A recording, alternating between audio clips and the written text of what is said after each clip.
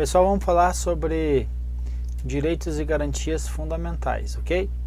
Então agora a gente vai falar sobre remédios constitucionais. Então são as garantias, perfeito? Então nós temos os direitos, agora vamos ter que estudar as garantias. Uma delas é o que? Habeas corpus. O que significa isso?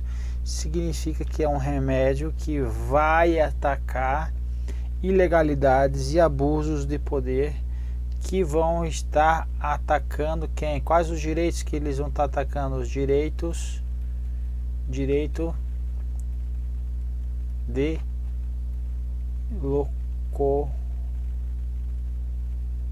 locomoção. Então, remédio constitucional, habeas corpus, vai estar garantindo o direito de locomoção, de ir e vir, permanecer, ok?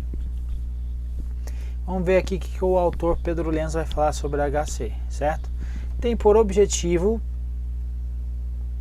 proteger o indivíduo contra constrições ilegais ou abusivas em seu direito de ir e vir ou permanecer. Trata-se de uma garantia constitucional voltada para a proteção da liberdade física de locomoção, perfeito? Cujos traços distintivos são a celeridade da medida.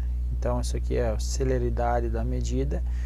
Então HC ele vai estar atacando uma ilegalidade, um abuso de poder que está sendo no que tange, melhor dizendo, no que tange a liberdade de locomoção, perfeito? Então ele vai agir com celeridade. Então essa é a ideia. Então habeas corpus vai ter essa finalidade, esse objetivo. O STF vai falar sobre o habeas corpus, que vai dizer que HC é uma via de verdadeiro atalho que só pode ter por alvo lógico a liberdade de locomoção do indivíduo, pessoa física, certo? Então por enquanto ele está atendendo, dizendo que HC só pode ser paciente, quem? Pessoa física. Então paciente apenas as pessoas físicas, certo? Então pessoa jurídica por enquanto não, certo? E não tem que se falar uma Coca-Cola presa, perfeito? Futuramente eu acredito que isso tende a mudar, certo? Por quê? Vai mudar para adequar com a nossa nova realidade, por exemplo. Mas isso não é tão num espaço tão breve, não. Eu penso um pouco mais aí, uns 5, 10 anos. No que tange, por exemplo, tem aqueles food truck, por exemplo, ele não sai de um lugar para outro. E se prenderem ele, deixar dele, impedir dele se locomover? É uma pessoa jurídica ali, será? Será que o STF vai pensar assim? Vamos ver. Mas hoje não cabe HC contra a legalidade ou abuso de poder para garantir direitos relativos à locomoção de pessoa jurídica, apenas pessoa física. Então esta informação é relevante para a tua prova. O fato é que esse tipo de liberdade espacial ou geográfica é um bem jurídico mais fortemente protegido por uma ação constitucional. Então, afinal, HC literalmente terá posse desse bem personalíssimo que é o próprio corpo. Significa requerer ao Poder Judiciário um salvo-conduto,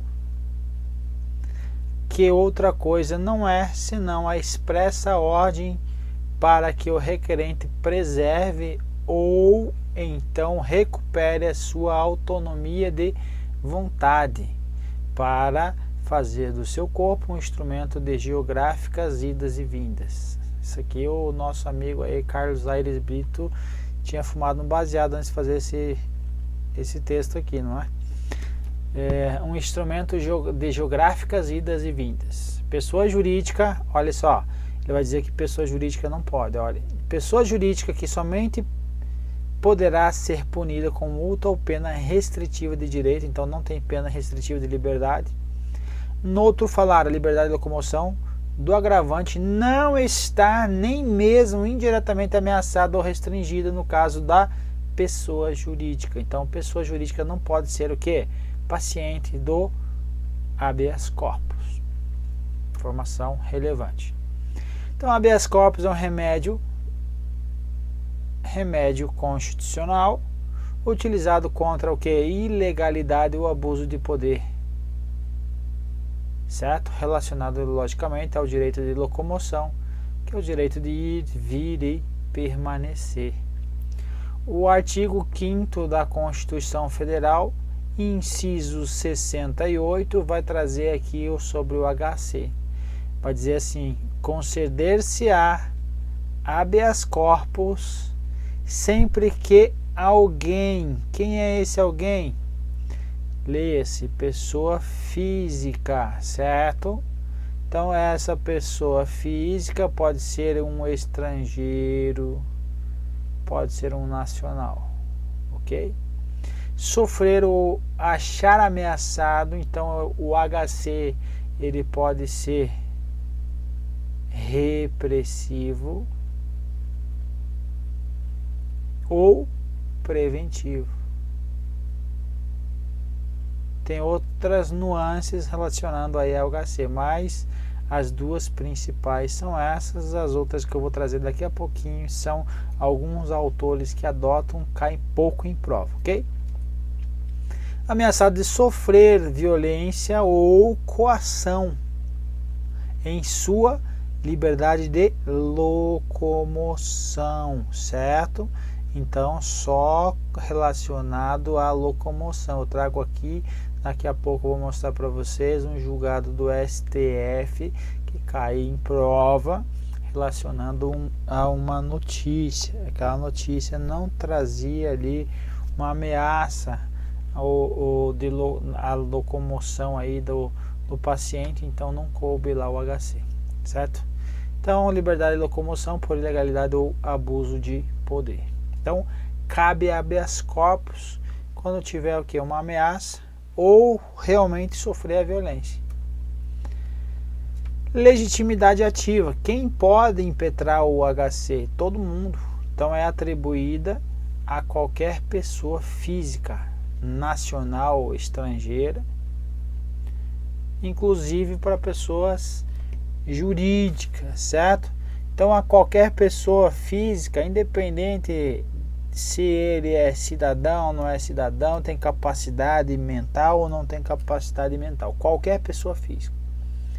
Pessoas jurídicas podem impetrá-lo, mas em benefício a quem é uma pessoa física, porque eu não posso prender uma pessoa jurídica, como já falamos. Mas não podem ser pacientes, uma vez que, apesar da possibilidade de serem apenadas relativamente a determinados crimes, jamais estará em jogo a sua liberdade de ir e vir, objeto dessa medida que visa a proteger, certo? Então aqui,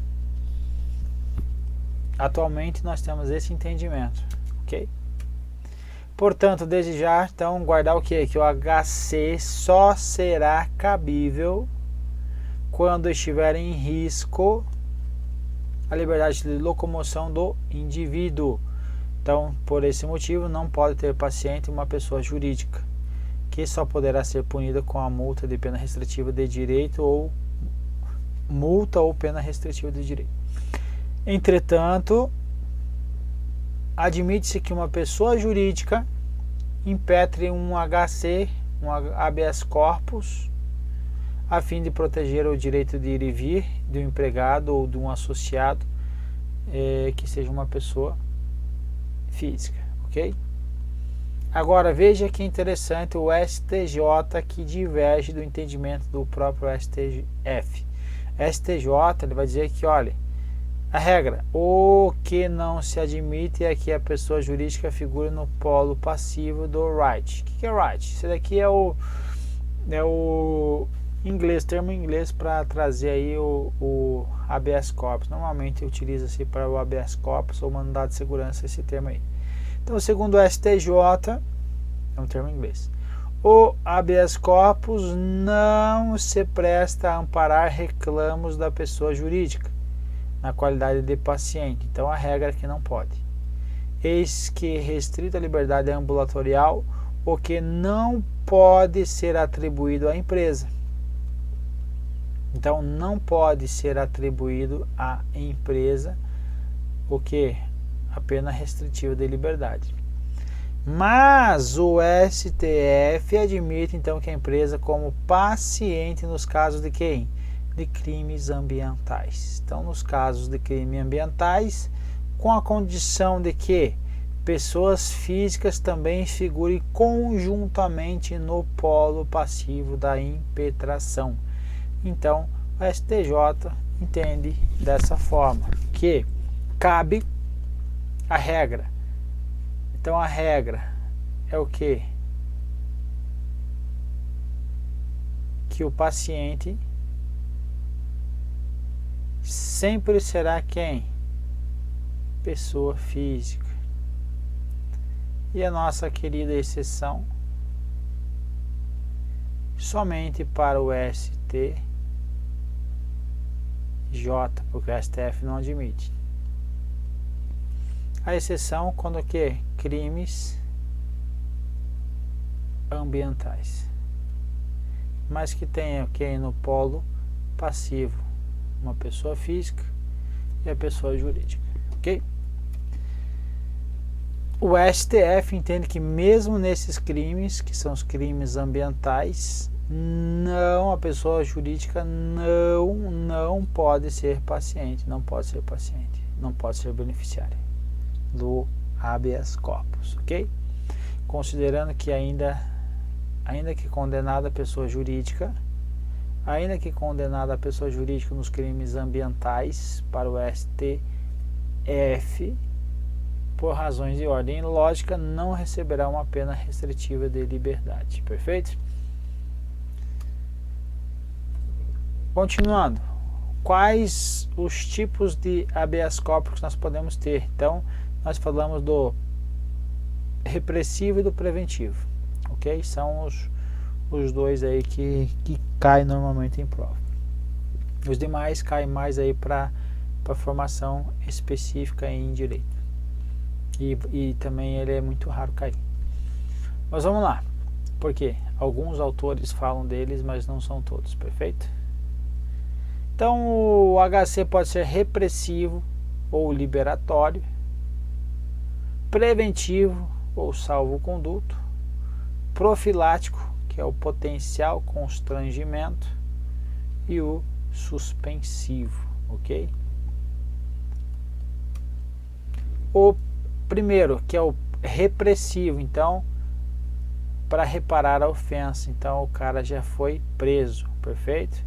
Então já ocorreu a ofensa aí ao direito de locomoção. Então o indivíduo já teve desrespeitado o seu direito de livre locomoção. E agora nesse caso foi um cerceamento ilegal de autoridade pública ou dirigente do estabelecimento coletivo de caráter público. Olha só que interessante, caráter público, estabelecimento de caráter público, hospital. Então eu posso impetrar um HC contra quem? Um diretor do hospital. Posso ou não posso? Posso. Ele pode ser uma autoridade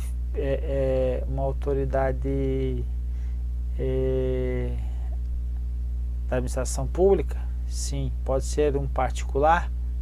Também pode, ok? Ó, restaurante, instituição bancária, estabelecimento de ensino. Então, estabelecimento de caráter público pode caber então também quem? O habeas corpus, ok? Sempre quando tiver então aí cerceado o direito de locomoção, perfeito? O que mais? Preventivo, então, para o que? Prevenir ofensa.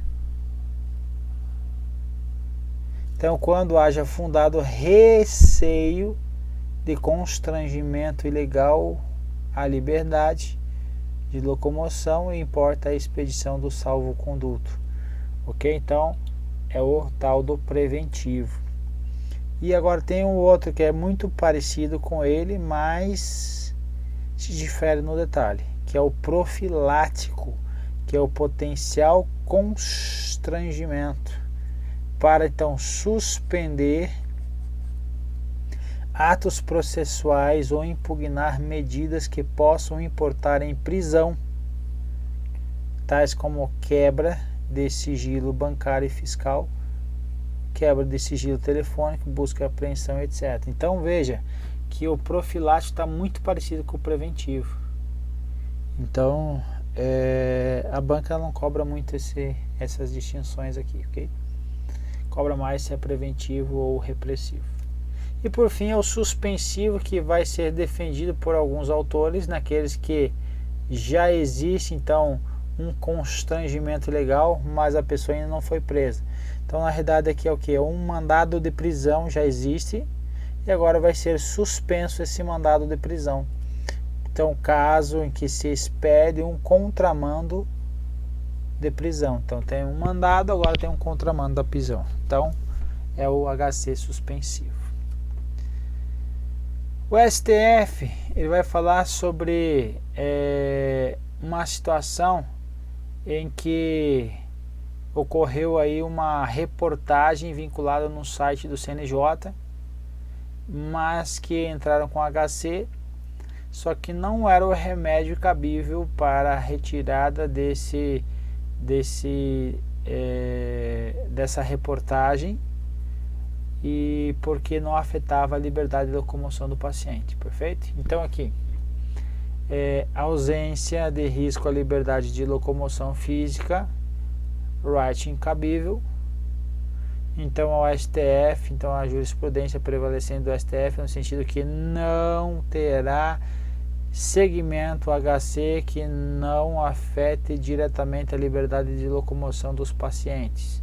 Nessa linha, entendo ser incabível o manejo do HC na situação dos autos, porquanto por o pedido declinado pelo requerente, suspender a divulgação da reportagem vinculada no site do CNJ não afeta a liberdade de locomoção do paciente. Então, mais uma informação, o CESP gosta muito de pegar aí julgados do STF, STJ para falar sobre os remédios constitucionais. Então, saiu uma reportagem vinculada num site, mas essa reportagem não tem o condão, não afeta a liberdade de locomoção de um paciente, então não vai caber habeas corpus. Então essa informação aqui você tem que levar para a prova.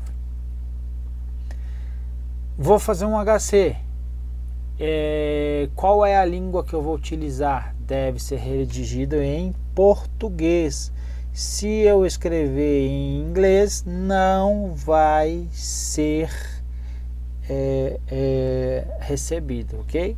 Então é imprescindível o uso do idioma nacional nos atos processuais, além de corresponder a uma exigência que decorre de razões vinculadas à própria soberania nacional, constitui projeção concretizadora da norma inscrita no artigo 13º da Constituição Federal, que proclama que ser língua portuguesa o idioma oficial da República Federativa do Brasil.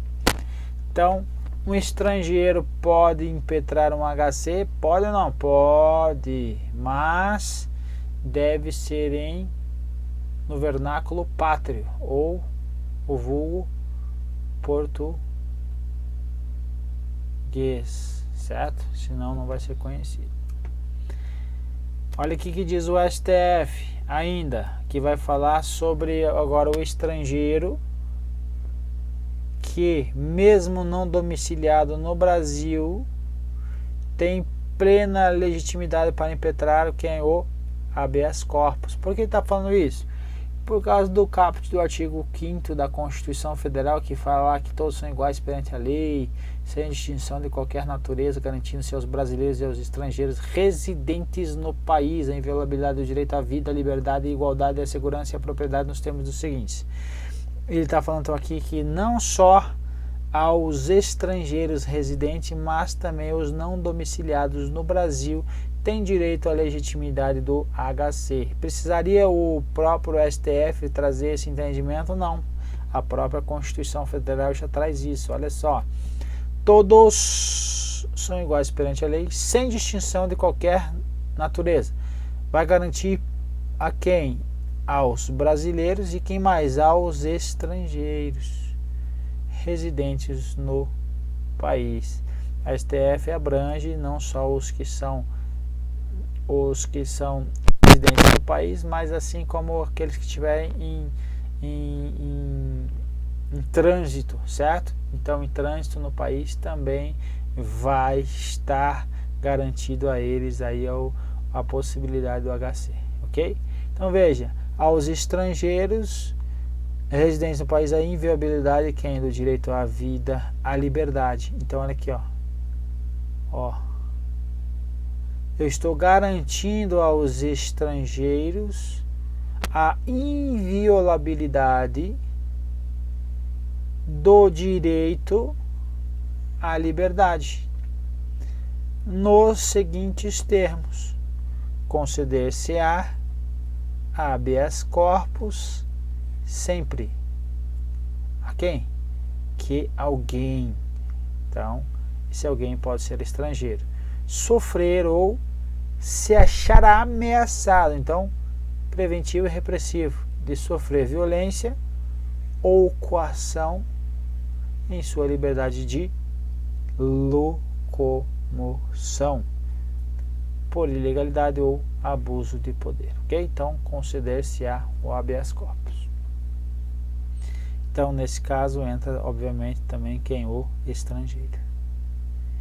Por fim, vamos falar agora sobre o HC. Ele precisa ser assinado, então ele tem que ser na língua portuguesa e ele tem que ter o que? Tem que ter uma identificação. Então não pode ser aí na forma apócrifa, ou seja, anônima. Então, não conhecimento precedente do STJ, muito embora o habeas corpus possa ser impetrado por qualquer pessoa do povo, independente de procuração, não se afigura admissível a ausência de assinatura na petição inicial do impetrante ou alguém a seu rogo. Perfeito? Então, seria isso. E, obviamente, esqueci de colocar aqui, o HC vai ser o quê? Gratuito. E o que mais? Independe de advogado. Perfeito? Então, tem essas duas situações aí. Beleza, meu povo? Seria isso. Um grande abraço e vamos para as questões relacionadas ao HC aí.